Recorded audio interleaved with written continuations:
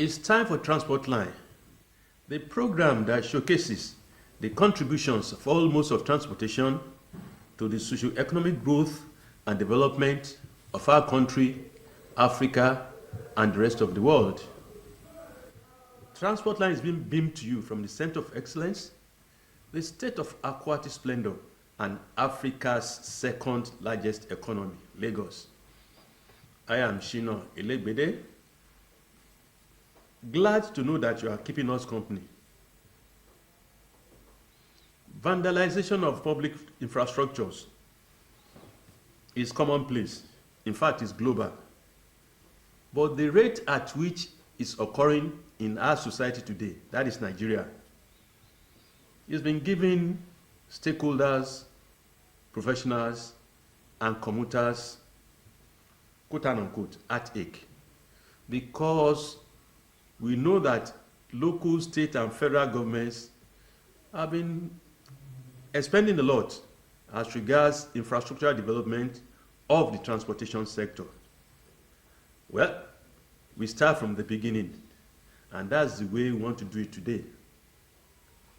Why is it that on a regular basis now, be it the rail mode, road mode, air mode, sea mode, the infrastructures are daily being vandalized? And that is going to have a negative impact on the socio-economic development of our society. So, what are the remedies? Well, I have with me in the studio a transportation consultant to really judge with me so that we can suggest our own ways of nipping this in the bud before it gets out of hand. Already, we are battling with the issue of insecurity and hunger. And government is trying everything possible to improve things. So when you add the issue of vandalization of infrastructures to it, where is the money going to come from? So Mr. Olushola Ogunyaki, a fellow of the Chartered Institute of Logistics and Transport, is here with me in the studio. So Shola, you're welcome to the program. Thank you very much, sir. Shola, I said vandalization of infrastructures is not new globally. But the way it's happening in Nigeria is being giving a lot of people concern. I could recall that a few weeks ago, our comrade, newly appointed Managing Director of the Nigerian Railways Corporation, Dr. Kayode Ifa, publicly complained as regards the way the infrastructures along the rail corridors across the nation are being vandalized. So where do we go from here? Well, vandalization in itself is a reflection of a deeper social frustration. It's a reflection of the society we live in. It's a reflection of patriotism. It's a reflection of what we think our country is. It's a reflection of how we take our country seriously. Because some of these things have led to deaths when there are rails, vandalization on the rails, rail accidents, removal of cover of manholes, causing accidents, and people dying. And some people still think it is business for them, because for a number of people, it is a business. So it's a reflection of a deeper social malaise amongst our people, because it's a criminal thing. But beyond criminal, it's like murder. It's like somebody wanting to kill a fellow human being. So it's not just about the cost of replacing those infrastructures. It's the damage you are doing to others that are making use of those infrastructures. So it's deep. It has to do with the values of the society. Because, rail lines, somebody going to remove rail lines because you want to melt it, because you want to sell it, and you don't have any conscience, you don't have, if anything happens to a rail coming and people in that place have accidents and die, you have no conscience, nothing to no remorsefulness, and they still continue. So it's deeper. I mean, yes, I think in Nigeria we go to church, we go to mosque, we pray on Fridays, everything. It has not reflected on the behavior of the average Nigerian. So it's a deep thing that is causing a lot of problems for us. We complain that government is not providing infrastructures. The ones they provide, we vandalize. Then we come back again and start protesting and start complaining that nothing is good in Nigeria. The ones that are being made to be good, we deliberately spoil it. So it has to do with our patriotic sense. Do we really love our country? Do we really want our country to progress? Do we really love our neighbors as we proclaim to? Both faiths, both major faiths proclaim that you love your neighbor, whichever way. But when you see the level and the rate at which these things go on, then you ask, what's the essence of all the night vigils, all the crusades, all the tajud, all those, everything? What impact does it have on the society if we cannot keep what is Commonwealth safe? Yes. What is the essence if we cannot keep what is Commonwealth to all of us? You raised the issue of value, patriotism, and loyalty. I could recall, it's commonplace now, they say, those in Yankee, they will say, when they wake up in the morning, God bless America. Yes. In our own days, I'm not saying, we know that right from home, the value is there. You've been told, they will tell you in our own days, don't go and spy during examination. Don't go and do examination malpractices. If you are going to fail honorably. Yes. That is the value of which we were brought up. Yes. Now, we'll turn this brief analysis. When you vandalize, we all know, when you say we, especially security agencies, know where these products are being taken to, what they're being used for. And they are there to more or less checkmate. But nothing has been done. I could recall, a few days ago, I just observed that the beautiful bus stops erected in Lagos State by Ambode's government, they've been vandalized. Yes. The roofing and everything, and you begin to wonder, what is happening?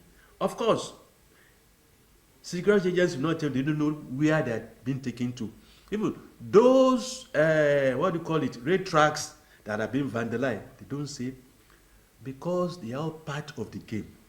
So what should be done? Okay, like you were saying, Third Mainland Bridge in the last 6 years, they've spent about 15.6 billion to rehabilitate to infrastructure that has expansion joints and all the other things that have been removed. And I mean, with 15.6 billion directed into other parts of the economy, if those things were not removed, it will have a very huge impact. Yes. And like you said, the security agencies, it takes two sides. There are two sides to a coin. The person stealing and the person buying from those stealing. They know themselves. So it's aiding and abetting. Yes. So the person going to steal already has a market. Yes. And that is where the problem is. If there is no market, they won't steal. They won't steal. Right. So I think the government should concentrate more on the market, the people buying off those people. And like some months ago, a spare parts shop in Abuja, they discovered more than 20 manhole covers in somebody's shop. Of course, he was arrested. Of course, it was on a tip-off. But things like that should be done regularly. Markets, nationwide, especially iron markets. Because it is not the day they steal these things that they sell them. So regularly, there should be a body that is responsible for combing markets regularly to ensure that what everybody is selling is legit. Because, I mean, you can't explain rail tracks.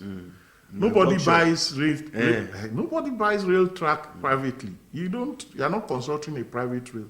So all those people selling scrap metal, selling iron, selling those things, aluminium and the rest, there should be a body that is regulating them. There should be a body that is also like visiting and investigating them on a regular basis. So that when you find things that are not supposed to be there, you can penalize them and even send them to prison, because they are the ones that are encourage the people stealing these things off the roads to be doing so. So it's important. Then, like you said in your opening, it's all over the world that vandalization takes place. How are the other countries preventing it? Cameras. We put cameras. That is monitoring. Monitoring. So for at least the whole Third Mainland Bridge by now, we should have to monitor every infrastructure there. So that if this thing is being removed, somebody is watching somewhere 24/7. That is it, 24/7, yes. And it's reporting that this kind of thing is happening around here. And so move to the location. Immediately people know these things are happening. It reduces how people want to dare, because you know somebody somewhere is watching. That's why when they say they riot in some of these advanced countries, unlike here that they will loot shops, and even when they loot shops, they catch all of them because there are cameras there monitoring everything you're doing. And that puts some people back that, look, if I do this thing, I don't know where the camera is. Yes. Somebody Tomorrow will come and arrest me.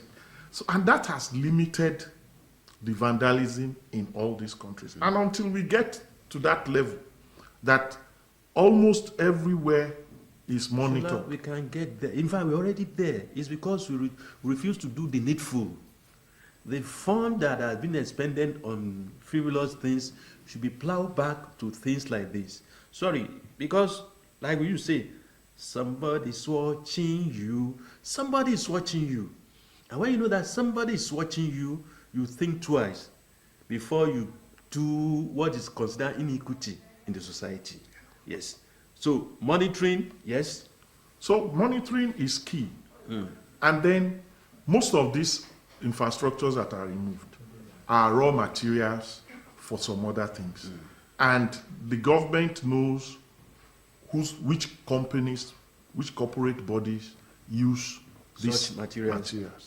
So, and we have Nigerian Customs and Excise that are placed in major companies to to monitor their production. I think the number should be increased. So the end users of these items should be monitored. So if you are an iron smelter, for example, then somebody should be in that company monitoring what comes in. Yeah, the source of what comes in. Of what comes in. So, and when they see things that, no, these items are part of government infrastructure somewhere, they raise the alarm. So it helps those buying it from them to be cautioned that, okay, there's somebody in my office. Like when I was working with one of the courier companies, we have, all the courier companies in Nigeria have NDLA personnel in their head office. They report there daily, they change them daily. They monitor what is being sent out. They are not paid, the salary is not paid by the courier company. But by NDLA. By NDLA, in order to safeguard the name of Nigeria. So that alone cautions. So even if somebody comes to send a drug or whatever, and the people at the counter did not check properly, there's somebody at the back end that does random checking of whatever is going international. And a number of times they discover things that are not supposed to be sent. So something like that should happen. Whether it is a small-scale industry or, in fact, mostly for the small-scale industries, because those that have names will not get involved in things like this. But those so-called small-scale industries that use iron as part of their raw materials or aluminium should be monitored. So it won't be too much for the bodies that are responsible to post staff randomly to see what they are producing, to see how they are getting their raw materials. And then when you notice that there are things that are not supposed to be, you know, there are some of these things. How many people have a license to import rail lines? How many? So if suddenly you see something that looks like a rail line in my factory yard, then it's obvious that somewhere the rail line has been removed. And then these people, because they are responsible to the government, will report such things to the government, and then we can start nipping those companies. Because without the end user, without this buyer, the vandalization will not yield anything. So that's where the key issue is. Yes, cameras to monitor. Yes, let's be doing the regular infrastructure audit that it's supposed to be done. Infrastructure audit is supposed to be done on weekly basis. And then when you notice these things, you send your men out. Who are the consumers of these items? Within the same week, you get them. Today, if the other security agencies don't compromise, Nigeria will have been better off, especially when you're talking about vandalization of whether it's rail infrastructure, road infrastructure, water infrastructure, aviation infrastructure. But a lot of people compromise, especially rail. On a regular basis, between, Ikeja and Iju, you see all these various patrol vehicles. They go there. They don't go there. They go there to collect call it their dues. You see, returns. Whereas they were supposed to monitor along the rail track, Agege to Iju, what have you. You have all this smelting and what have you. All the manholes and what have that have been vandalized, they are there. But who is holding who responsible? And until we are properly reoriented to know that, look, value is very, very important. Unfortunately, majority of us have lost it. They say to this age, they've lost the value. A lot has to do with the parents. If you don't lead by example, no matter peers' influence, if you inculcate in your children, then they'll be different from others. I will agree with you to a very large extent. And like I said in the opening, it's a reflection of a deeper social malady. Because yes, we've lost our sense of patriotism, we've lost our sense of human feelings. Yes, we've lost it. Because, like you're saying, there are security agencies all over the place. They see these things, they do not, or they pretend not to see it. Or they even get there and they are paid to look the other way. It's also a reflection of our values. So, you've seen what is wrong, and because you think it's not affecting you directly, and you are going to benefit from it, you take your eyes off. It's in every sector. And until we start again by building patriotism into all citizens. And like you said, it starts from the home. But unfortunately, it's like a vicious cycle. So the average security man, the average security agent, how much does he earn? The average security agent also needs to send their children to school. They also need to pay transport. They also go to the same market. One of the things you said in the opening is we're battling insecurity, we're battling hunger. Yeah. So it also leaves room, and I'm not giving excuses, it also leaves room to say, okay, if I have a way of doing better for myself, because the situation already is making life difficult for a lot of these people. So it makes it very easy for them to decide to do the wrong thing, because a lot of things are already wrong from the top, and they are not finding it easy to cope. You know, they are not finding it easy to cope. I had a colleague that the child is to write SS3 exam this year. And I asked that, is she not writing? I said, no, we can't do SS3 and jump together. Let him pass WAEC first, and then next year we'll gather. Yes. I said, well, that is 1 year. This person is brilliant. He can say, he doesn't want to rush himself. He has kids already in the university. Yes. He wants to give The some financial, gap, yes. so that those are people that are right thinking. Other people will just say, okay, let everybody be going. I will manage. God will provide. Now, God will provide when you have not planned. God will provide. So when you see people that knows their salary, they know how much they are earning. They also know that if you are promoted by next year, this is how much you'll be earning. Yes. And then you're putting your hand on things that your income Cannot sustain. And you are saying God will provide. You're already preparing your mind that you are going to steal. Yes.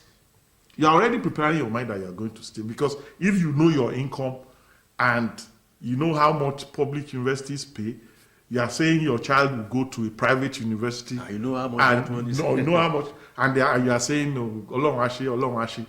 God will not provide what you have not planned for. So when you, and a lot of us have that mindset. We're pulling what is bigger than us in the name of God will provide. That's where it sets in. So, reorientation, monitoring, and most importantly, conscience. Because everybody is facing the same market. And never mind, if you are doing the right thing, you have few friends, you have few associates, never mind. A day will come when everybody knows that it's good to follow what is legitimate. That way, you'll be comfortable here and the year after.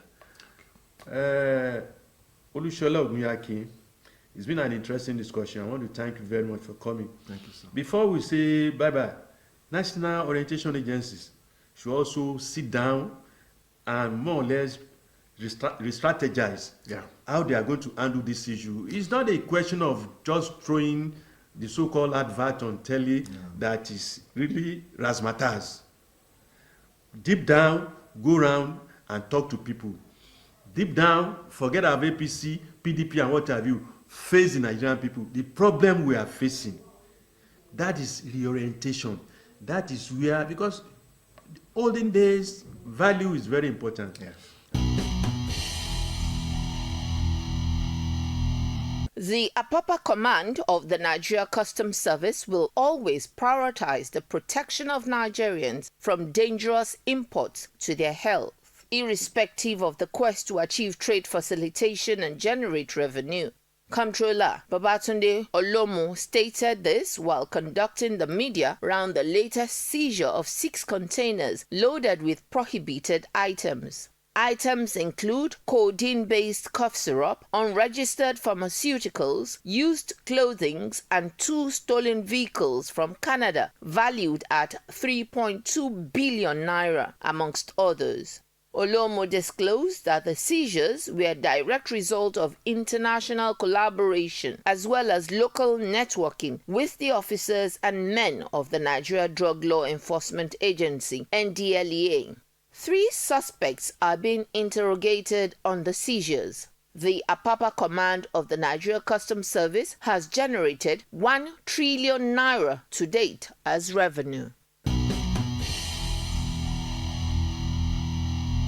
Shola, I thank you for coming. Thank you, sir. And viewers, the bottom line again is this. If you are compassionate, if you do what is right, then the society is better for us. Today, everybody is crying because few people, they are benefiting from the inequities in the society. And when you talk, they call you, tag you, opposite man. But at the end of the day, they've forgotten that if the society is good, whether you like it or not, you benefit from it. And if the society is bad, we are all doomed. May we not be doomed. Be compassionate. Till next time, bye-bye for now.